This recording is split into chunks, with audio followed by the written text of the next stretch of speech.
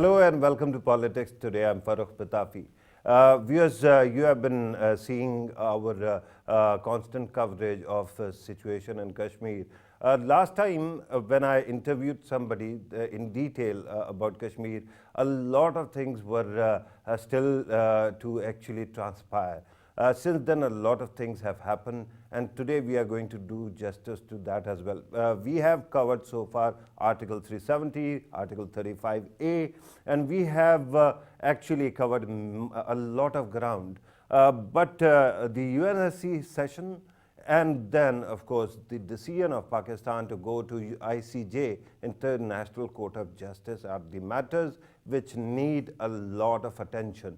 Then we have seen a responsible kind of attitude coming from New Delhi, where the Indian Defense Minister has actually talked openly of scrapping the no first use policy. That is important because it was thought that since India has the conventional upper hand, so to speak, in defense, it won't resort to the nuclear threat or blackmail.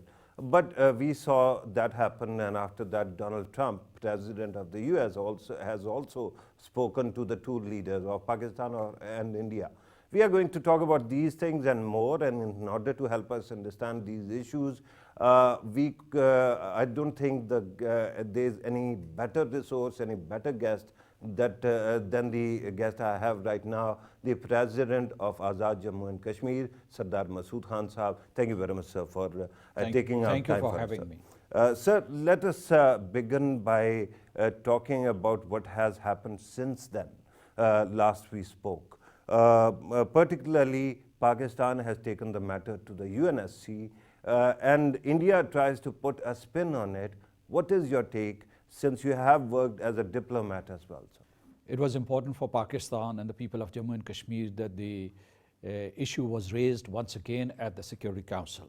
Why? Because India had violated the United Nations Security Council resolutions. It had violated flagrantly the United Nations Charter, the Fourth Geneva Convention, and various articles of international humanitarian law. So it was important for Pakistan to take this matter to the Security Council, where it belongs in the first place, because the Security Council decades ago had passed resolutions mandating that the issue of Jammu and Kashmir should be resolved in accordance with the wishes of the Kashmiri people under the supervision of the United Nations through a referendum. That referendum has not been held.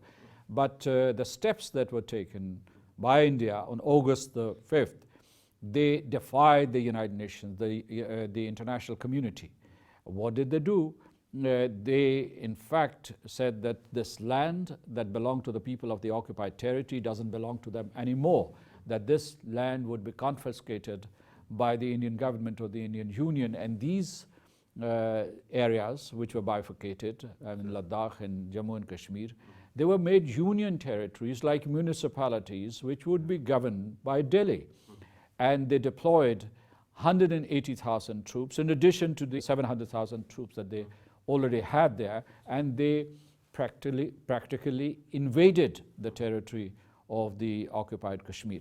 So this matter then pertained to peace and security, second, human rights violations, a genocide which had been started, a communication blockade, a humanitarian crisis, but because people were being forced to starvation and there were no medicines, so there was a humanitarian crisis of a big proportion. So we rightfully, the government of Pakistan rightfully took the matter to the Security Council, and the Security Council deliberated on the matter.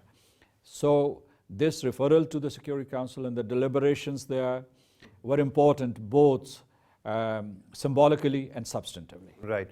Now that Pakistan has taken matter there, the question then that comes to mind is of India's hectic lobbying.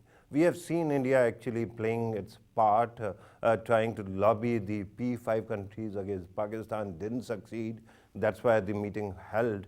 But do you think that there is a responsibility of the P5 countries and UNSC to actually keep the focus on what is happening in Kashmir right now? Absolutely, they have a responsibility. We are grateful to China, a permanent member of the Security Council, which listened to Pakistan's appeal and facilitated this meeting of the Security Council. We're also grateful to the other 4 Security Council members who did not block that meeting. I mean, they are veto-wielding powers, and they could have done that, but they did not do that. And as you have mentioned, India lobbied aggressively before the convening of this meeting, and they failed.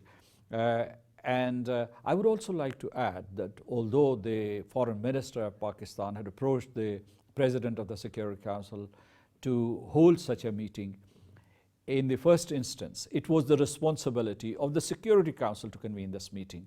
They should have done so on August the 5th or August the 6th, and there should have been an open meeting in an open chamber, because there was an emergency unfolding in Kashmir. The occupied territory had been attacked, and I enumerated all other things that happened.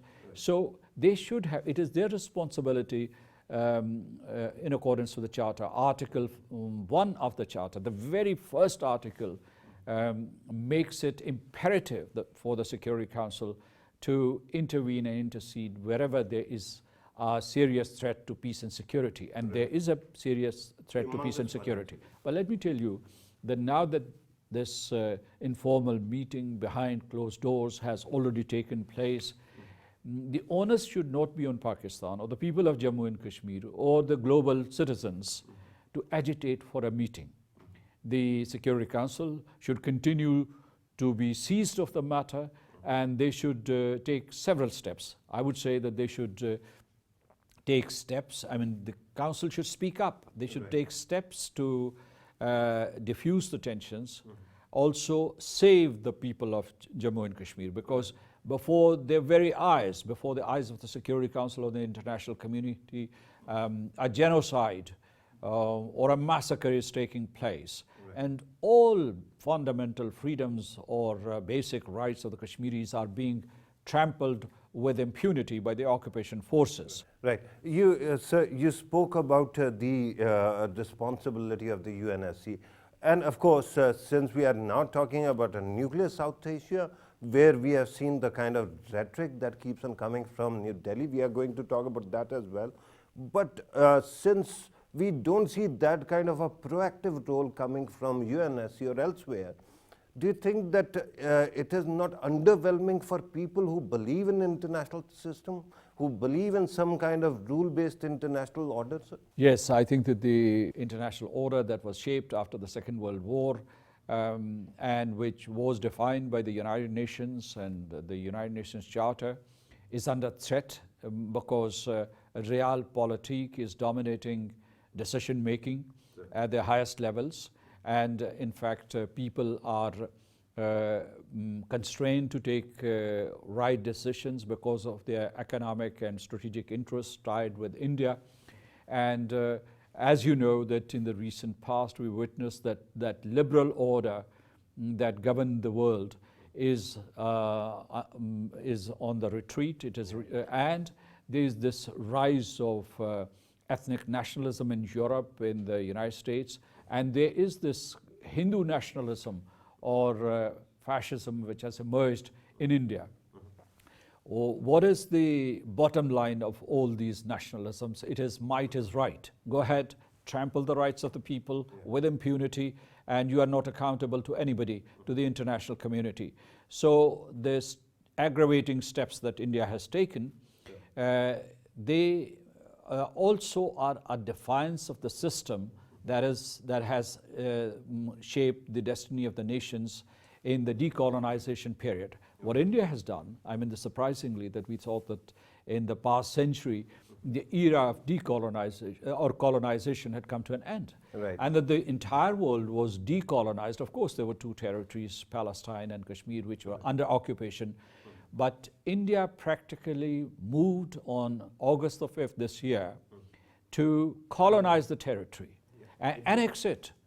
And so, you know, the world was so complacent and so confident about end of the colonial era that you do not have trusteeship council, or that the committee, the fourth committee which deals with decolonization, is only dealing with the after effects of decolonization, not actually colonized territories. So you have raised another important point, very important point. I mean, this nuclear posturing that has been done by India recently by Rajnath Singh, and it also imperils the peace and security, not just of South Asia, but of the entire world. Especially because India's current government actually believes in this shock and awe doctrine, where it keeps on pushing the rhetoric and actions also all the time. The problem right now is that how are we to know that tomorrow, when they find out that they are in a difficult position in Kashmir, they are not going to resort to nuclear violence? You know, they have started many wars, first against their own Indian Muslims. They've threatened them with annihilation, and they're saying that if you do not believe in Hindu nationalism, just leave the territory, the Indian territory. The second is they have invaded, literally invaded the occupied territory of Kashmir, and the people whom they have invaded, they are unarmed, non-combatants, civilians, and they are trying to colonize that territory by bringing Hindus from all over India and settling them there, and robbing them of their jobs and rights to education and owning property and permanent residence. So this is another war.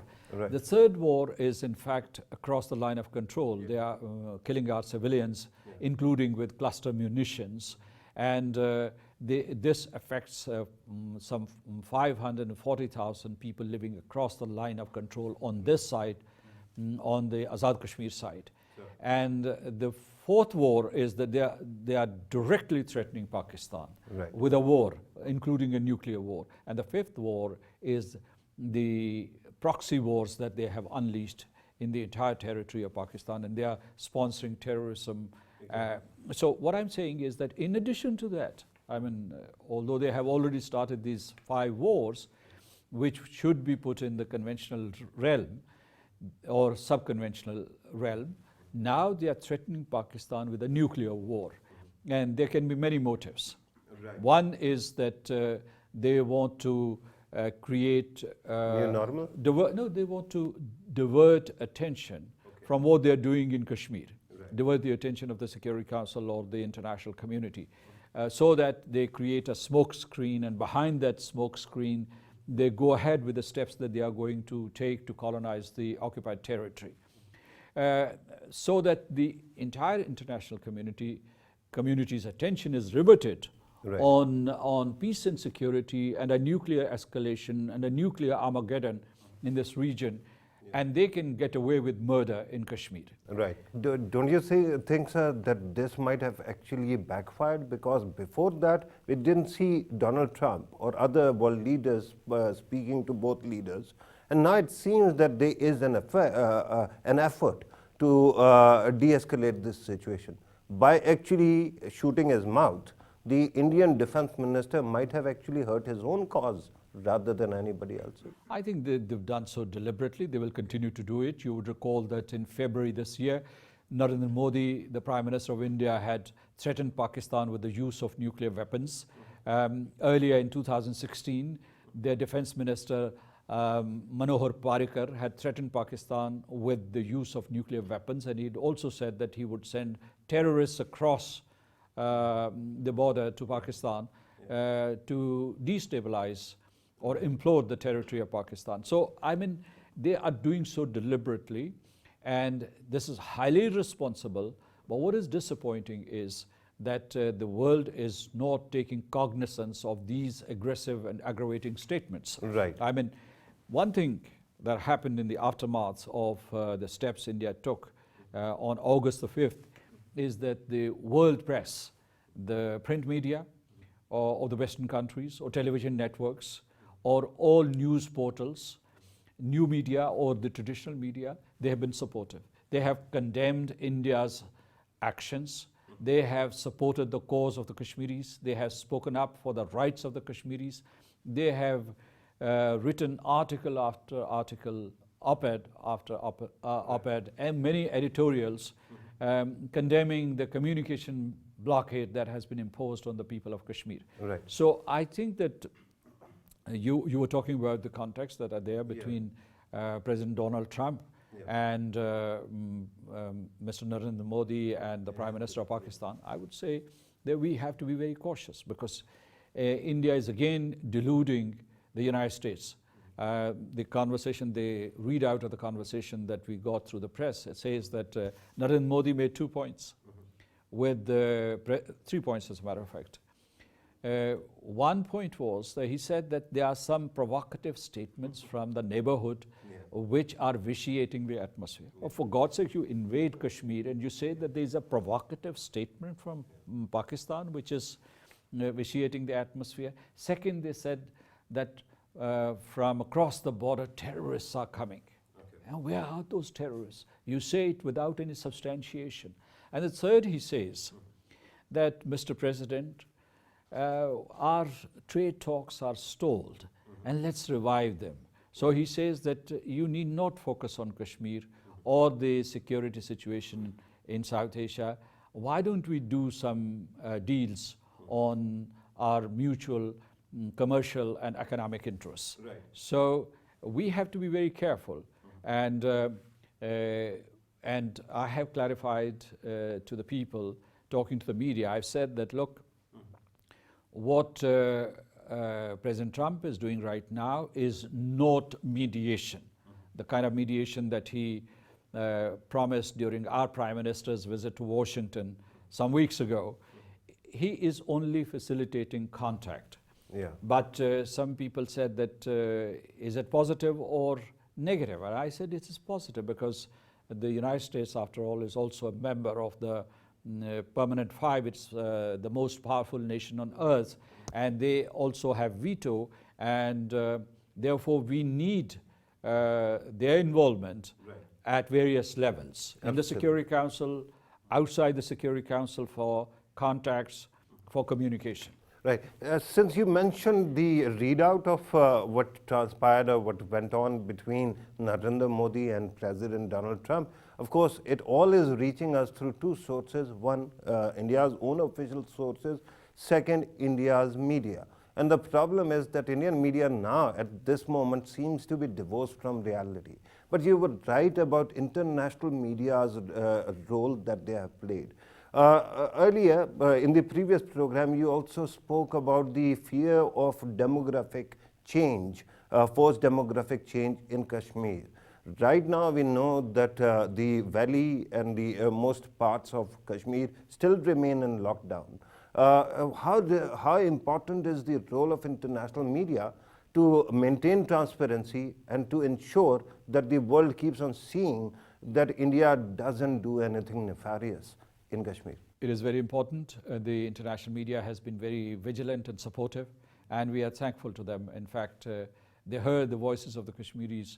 They spoke up for the rights of the Kashmiris, so we're grateful to them. Constant vigilance is required. Let me also tell you that Indians are waiting that situation would normalize. They would stage manage some elections. They would probably appoint or foist hand-picked so-called elected representatives. Yeah. But as I said earlier, they reduced Jammu and Kashmir and Ladakh to union territories or to the level of municipalities, so that they have their direct writ on the territory, which will have no legitimacy because it's a disputed area in accordance with the United Nations Security Council resolutions. But let me tell you, the vicious plan is to settle people from outside. Right. Also redefine and delimit the constituencies to reduce Muslim majority to a minority. They're also taking several other steps. I mean, for instance, they are giving permanent residence to the so-called West Pakistan refugees and refugees from Azad Kashmir. They have they've started constructing Pandit colonies and colonies for the former armed personnel. So what you would have, that you would have a moth-eaten Kashmir, which pockmarked, in fact. I mean, there would be Kashmir, but this land would not belong to the people of Kashmir. And they have also prepared to unleash terror, massive terror against Kashmiris. And that's why they're bringing Rashtriya Swayamsevak Sangh operatives, the Sangh Parivars operatives, who have been given licensed ammunition, as a matter of fact. I mean, they are village defense committees in Kashmir. And then they are going to manipulate with the statistics. They are also going to increase the number of elected members for Pandits in the valley, and also give some, in Jammu they are going to give some 8 seats to these refugees and so on.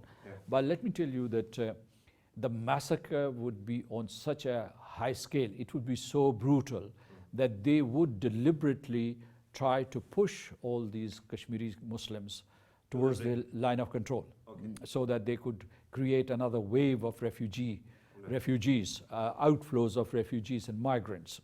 So do you think media's role in maintaining transparency and keeping focus on how Kashmiris are is important? Yes, India would like to commit all these crimes against humanity under a thick pall of secrecy and blackouts. I mean, they would not like to share this information with the rest of the world. They've taken a risk. They think that they would brutalize the people of Jammu and Kashmir. They would silence them, and after a while, there would be business as usual. There would be no resistance. Well, let me tell you that there is massive resistance. They have, so far, according to the information that we have received, they have detained 6,000 people. 6,000? Yes. Because AFP was reporting 4,000. Yeah. But informal channels suggest that the number is much higher, and the detainees include children of all ages. Some very young girls have been tortured in Kashmir. They've been manhandled, and these detainees have kept in cages and temporary shelters, and now they're being transferred. They have been transferred to Delhi or many parts of northern India. So, and this is one thing. And I can tell you that in Ladakh, which is particularly in the Kargil region, in the whole valley of Jammu and Kashmir, and in 5 districts of Jammu, there's massive resistance, and people have defied these curfews. Although this is the entire Kashmir, the Jammu and Kashmir territory, is under siege, and soldiers are posted outside every house. Yeah. So what I want to say is that we are seeing a textbook case of genocide, ethnic cleansing, crimes against humanity, human rights violations, and war crimes. And this is happening before the very eyes of the international community. Let me also talk about a disconnect. The disconnect is that while the Office of the High Commissioner reported these violations last year and followed up with another report this year, and international human rights organizations like Amnesty International, Human Rights Watch, Physicians for Human Rights, they also chronicled what was happening in Kashmir. Right. And now the Western press has extensively covered India's brutalities. Right. And yet the Responses major powers important. are the official Washington, official Brussels, and official London are tight-lipped, or they issue these ambiguous statements. Right.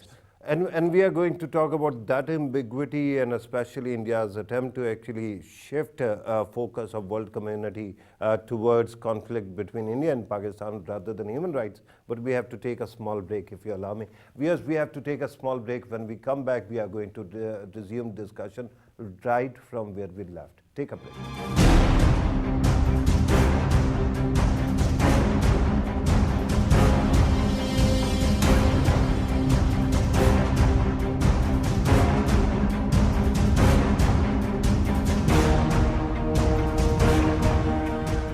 welcome back. Before going to the break, we were talking to the president of Azad Jammu and Kashmir. Let us come back to the conversation and ask Mr. President, you earlier said that India keeps on trying to shift focus from human rights abuses to a conflict between India and Pakistan. Do you think that the world is so gullible and it is not capable of multitasking that India will manage to pull this off? The world is not gullible, but it is definitely amenable to India's machinations and manipulations in their own interest, because their economic and strategic interests are tied with India. That includes the United States, the Western countries, the European Union, and many of the Gulf states. And that's not a surprise for us, because this trend has been developing for the past several years. And the people of Pakistan look very disappointed, but there is little that they can do about it.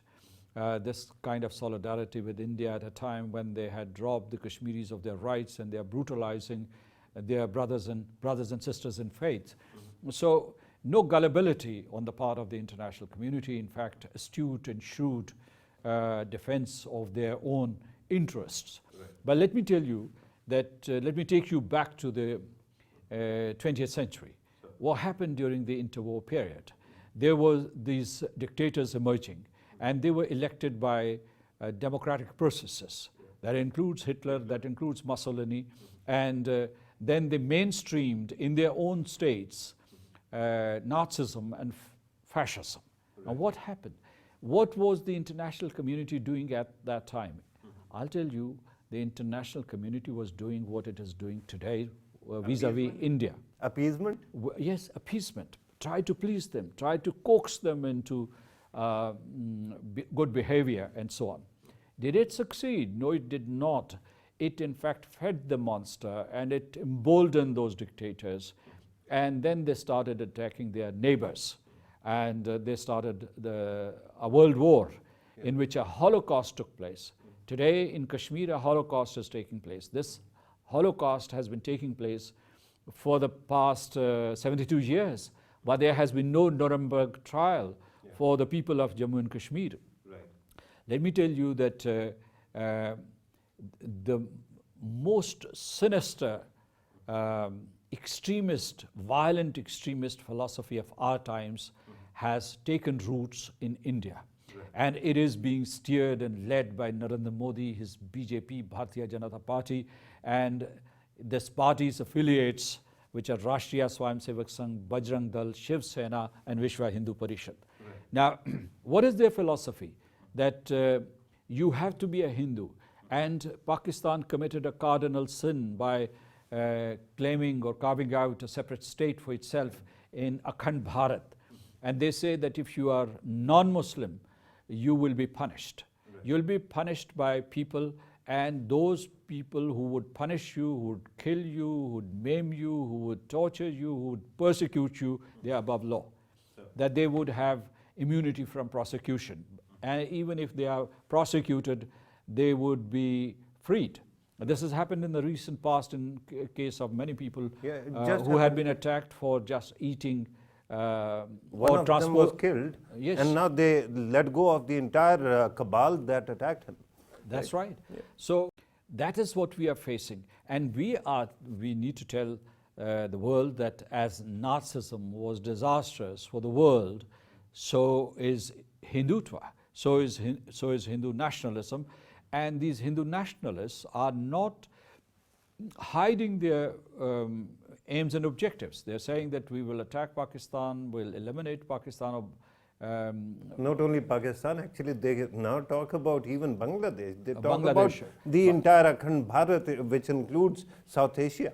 Yes, and I don't see any signs that this kind of rhetoric has roiled or riled the Western capitals. Yeah, but with due respect, earlier you said that while talking to Donald Trump, Narendra Modi complained about the rhetoric that was coming from Islamabad. Yes. And that was precisely the discussion he was mentioning, that Pakistan actually very effectively has been able to draw parallels between Hitler and what Narendra Modi is doing. That means whatever you are saying, sir, actually is having an effect. It must be hurting him. That's why he's complaining about this matter. Now, India is a big country. Its population is 1.3 billion. It's a big chunk of the world population.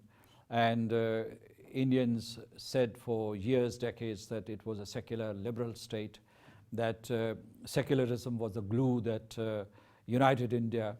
And the world believed in them. And the world thought that 1.3 billion people living in India were all Gandhis in miniature. But they are now seeing the violent face of India. Now let me tell you, the Kautilyas and yes. Chandragupta Maurya's of Yes, India.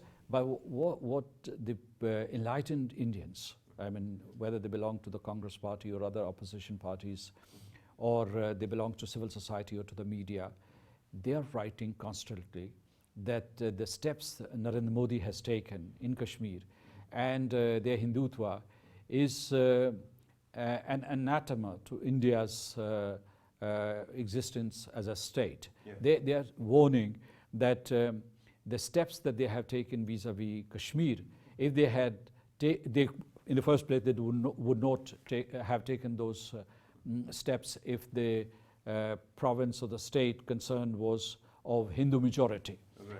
But they say that he has, Mr. Narendra Modi, by taking these steps, has sown the seeds for centrifugal forces, right. Centrifugal forces, right. And and that it is a threat to Indian Union or Indian Federation. Yeah. As far as I'm concerned, India has started off a civilizational war against Muslims, not just in Kashmir or India or Pakistan, but all over the world. Right. And India has practically planted these bombs, time bombs, in Kashmir and the whole of India and the entire region, which would explode. Yeah. Now you have actually spoken about 6 wars that Narendra Modi is waging, and then you're talking about this civilizational war around the world as well. But people, for that matter, say that Narendra Modi's government has actually carried out another surgical strike on his own nationhood, his own country. That everything that existed there, from secularism to federalism to socialism, they all existed because there was a need. India is such a divided country. A, it has too many ethnicities. B, it has too many religions. C, it has too many caste systems. And they have systematically started abolishing all those nuances. Doing that would mean that India eventually is going to evaporate. Do you agree with this idea or not? Well, I don't want to speculate about that, but why not? No, but let me come to that. I mean, we talk too much about India. Why are Pakistanis so polite? Or Kashmir is so polite? No, I'm not polite. Let me come to that point later. But let me tell you first that we talk too much about India. And what is the justification? And I'd say the justification is that India is aggressor, right. That India is brutalizing the Kashmiri people, that India is threatening Pakistan, and that's why we talk about India. As far as Pakistan is concerned, it has taken the right steps. And I would say that we must forge unity amongst our ranks. And in the recent past, I mean, you have seen the parliament, the government, the entire state of Pakistan, they have demonstrated unity. We should go back to the international organizations, and recently we have gone back to the international organizations and the international community. We should leverage the strengths of our diaspora community, and we have done that in the recent past. The international diaspora community of Pakistan and Kashmiri extraction has demonstrated all over the world, joined by their compatriots in their new countries. I think that in the field of communication, Pakistanis and Kashmiris have done better. Right. They have written op-eds in one of the in the mainstream papers. Sure. But I think that along with this, we must also focus on building Pakistan as a strong nation, economically, politically, and strategically. That's also a priority that has to be done, sir. But earlier you were talking about reaching out to Pakistan's own diaspora. At this moment, it seems that the kind of India that Narendra Modi is building is not Nehruvian or, for that matter, Gandhian India. It is M.S. Golwalkar's or RSS's India. Perhaps Indian diaspora also feels disconnected also. Is it time that Pakistan reaches out to Indian diaspora as well? We should reach out to the Indian diaspora, but more importantly, we should reach out to the Indian citizens. Right. Because when India won independence, it reached out to the British citizens to win support for freedom of the Indians. We should do the same. I mean, the Kashmiris and Pakistanis should do the same, and they should go to India and reach out to the people who are sensible. But let me tell you, a question that you asked earlier, and I was not parrying that question. Now is the moment or the right time to respond to that question. And let me respond to that question about the integrity of India and whether it is liable to disintegration. Now, here is the thing. Europe, if you look at Europe for an outsider, it is a monolith. It's all Christendom. They're all Christians. So why are there separate states there? You have Germany and France, and you have Portugal and Spain, and some of them are Catholic countries. Why can't they form a Catholic state? Right. India right now is propagating the myth of Hindu majoritarianism. And they are saying that there are no four classes, that Brahmins and Dalits and Shudras are in fact the same people and they have the same DNA. But without going into the genealogical history of such claims, let me also tell you that if you trample people's rights, you cannot create such artificial states. So by such outrageous steps that India has taken, it cannot consolidate Hindu majority, because you want to build this edifice on the bones and blood of the Muslims of India and through an occupation of the Kashmiri territory. Right. So this is, I don't want to go beyond that, but I would say that this would accentuate the fragility of the Indian Federation. Right.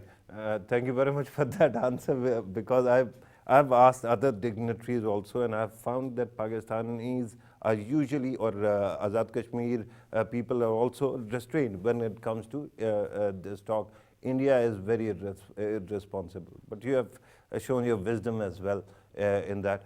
There is another argument that one has to actually look at. Before we go to ICJ's issues, I wanted to ask you that there is a whole lot of people who say that Pakistan is perhaps not doing anything substantial, and in fact India is not going to actually see the logic if you keep on resorting to peaceful means, and Pakistan eventually will have to resort to kinetic means. What would you say to them, sir? You see, this is time for reflection and self-introspection. In the past, I think that we made several mistakes, and one of the most serious mistakes was that we chose the path of bilateral talks with India. With a cunning adversary like India, we sat on the same table with Indians, and they just deluded you. They would not talk about Kashmir substantively, and they would try to sabotage the entire process, or they would clutter the agenda with other issues, trade and religious tourism and so on, and water, and complicate the whole thing so that they distract your attention from Kashmir. And in the meantime, they were brutalizing the people of Jammu and Kashmir so that they could consolidate their occupation there.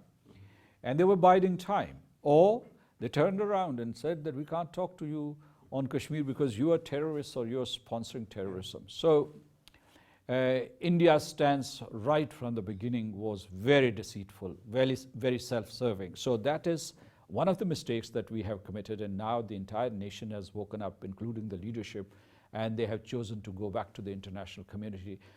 Right. It should have been that way for the past 4 decades. I mean, why is it that before 1971, Kashmir used to be the core issue between India and Pakistan, and now it is 1 out of 10 issues as far as the bilateral agenda is concerned? But your question was different. Would you? I actually want to come back to that because there are people who are emotional, think that a lot is going on in Kashmir. Human right abuses on the Indian side. India, under Indian occupation. Let me address the question that you had earlier. Yeah. Kinetic. Yeah, Kinetic. and this is what I'm building up Yes. to. Yes, that, please. Pakistan has to actually see this side that India is not going to stop violating the human rights of Kashmiris till the time Pakistan resort to a war. And this is the argument. A war is being imposed on you. I talked about 6 types of war that are being imposed on Pakistan. Right. Now, what do? I mean, of course, you have to be prepared. Like the people in Azad Kashmir, Gilgit-Baltistan, the whole of Pakistan, we are prepared. And I have said it on several occasions that Gilgit-Baltistan and Azad Kashmir, this is a defensive rampart for Pakistan. This is very important. And India mustn't forget that these areas were liberated by its own people through a war of independence in Azad Kashmir and in Gilgit-Baltistan. And now Rajnath Singh has the temerity to talk about the so-called Pakistan-occupied Kashmir. Yeah. This is Azad Kashmir. This is sacrilege as far as I'm concerned, that our territory is territory of shaheeds and ghazis, martyrs. And therefore, they should know the terrain, they should know the people, and they should not talk about our territories so lightly. Because I have reminded people that when in 1947 and 1948, when Indian occupation troops intended to cross over to the Azad Jammu and Kashmir territory in Gilgit-Baltistan, at that time, Pandit Jawaharlal Nehru reportedly warned his commanders, don't cross over to that territory because this might well become your graveyard. Okay. So Wow. I would say, That's quite a quotation. yes, so they should not dare do that, and they should not boast about it or speak about it, because they'll have to pay the price. As a matter of fact, because of the aggravating steps that India has taken, the entire territory of Jammu and Kashmir, the people there in Pakistan, they are seething with anger, and they want to retaliate. And I mean, you talk to young men and they want to resort to militant means. They usually taunt and heckle politicians who are talking about diplomatic and political support to the people of Jammu and Kashmir. They say that this has not worked for the past 72 years and this is not going to work. But we would demonstrate restraint and responsibility. We will fight a war which is only defensive in its character, not an offensive war. We do not want war. And we know that the Kashmir dispute cannot be resolved through military means. Contrast the approaches that Pakistan and India has taken. India is saying, or India has been practicing that use state terrorism, use brute force against the Kashmiris, and you would subjugate them, and you would kill their voices of dissent forever. They haven't succeeded. We say, don't do that. Stop killing Kashmiris, come to the negotiating table, come to the peace table for God's sake. Involve the United Nations, which is the highest forum in the world for peacemaking and peace building. So what I want to say is that, and this is a message to young men and women of Pakistan and Azad Kashmir, and also sympathizers of the people of Jammu and Kashmir, that we do not want a war.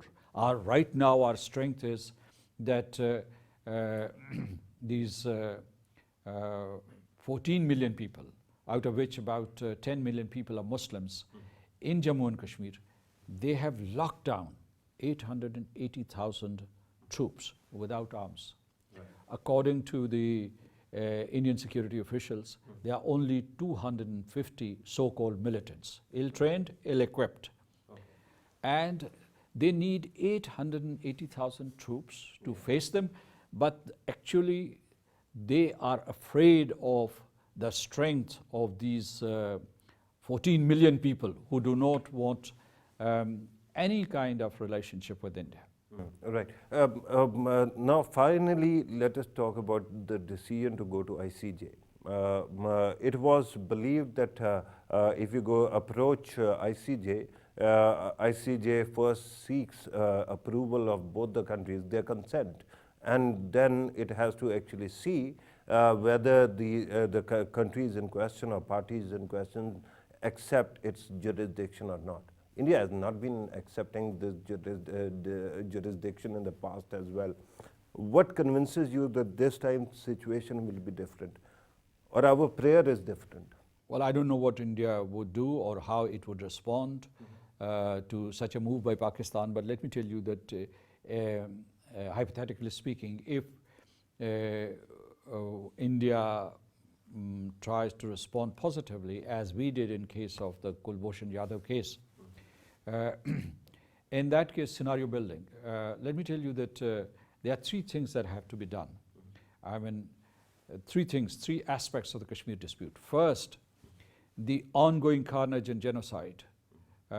We have to resort the authority of this World Court to stop it, because this is crime against humanity that is being committed every day. Second is to reverse the steps, the illegal and illegitimate steps that India has taken unilaterally and without the consent of the people of Jammu and Kashmir, and defying the UN Security Council resolutions. I would caution, and this would be in fact decided by the Attorney General and the Law Minister of Pakistan, but I would caution that we should not take the third point, which is the right to self-determination of the people of Jammu and Kashmir, to the ICJ. Because that has already been settled by the United Nations Security Council. And we should not put a question mark on it under any circumstances. Right. And that is a fair point, because victories that you have already accomplished cannot be actually risked or squandered, right? But finally, after this point, I have to ask you, how do you anticipate responses from ICJ, UNSC in the future?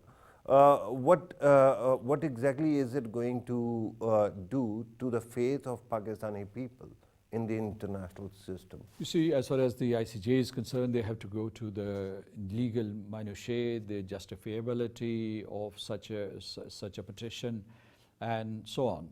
And I do not want to speculate, because our legal team has to prepare a case, and they have to consult all the stakeholders within the state in Pakistan. But let me talk about the United Nations Security Council or the General Assembly or the Human Rights Council. They must be proactive. They should not wait for communications from Pakistan, because the world press is writing about it, and I think that the United Nations Secretary General's office remains very well informed about the developments in regard to peace and security, or threats to peace and security all over the world. If they are so sharply focused on conflicts in Africa, why is it that they are partly deaf or fully deaf about the situation in the Indian occupied territory? So they should wake up, for God's sake, and they should invoke these articles of the United Nations Charter and initiate action to stop this ethnic cleansing in Kashmir, and also to intercede. I mean, why can't the Secretary General, for instance, appoint a full-time special envoy on the situation in Jammu and Kashmir? If there can be one on South Sudan or one on Central African Republic, here Kashmir is burning and people are dying because of this prolonged curfew. And there's a risk to the life of over 10, 12 million people. Yes. And that is a humongous number. And I have time and again emphasized this point, that if there can be a humanitarian corridor, international humanitarian corridor in Yemen and in Sudan and in Syria and in Iraq and Libya and other turbulent places, why can't there be an international humanitarian corridor supported by the international human rights organizations and these humanitarian organizations in Kashmir, in the Indian occupied Kashmir? Why aren't these spiritual organizations spread all over the world, urging the world organizations to move into Kashmir? Right. I know I said that the previous question is going to be the last one, but I want you to, through this program, address the Indian citizens as well, what they can do.